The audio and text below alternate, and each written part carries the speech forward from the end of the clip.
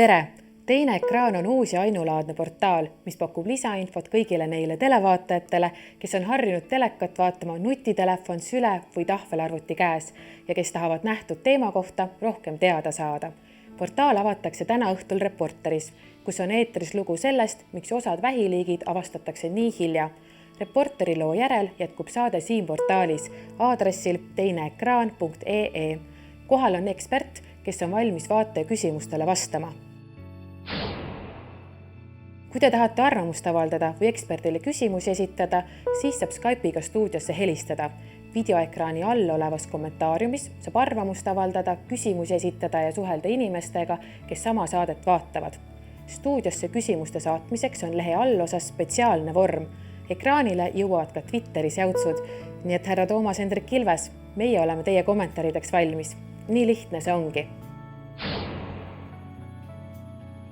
Teine ekraan ei konkureeri televisiooniga, sest telekast tuleb palju häid saateid, vaid pakub saadete kohta lisainfot. Teine ekraan hakkab tööle siis, kui telekast tuleb midagi huvitavat, olgu selleks põnevad lood Reporteris või Nurgakivis. Eksperdid jagavad teema kohta lisateavet. Ja kui ekraanile jõuab uus Eesti film, istub siin stuudios režissöör, kes räägib filmimisel juhtunud põnevamatest seikadest. Alati, kui teisel ekraanil toimub midagi põnevat, ilmub teade meie Facebooki lehele.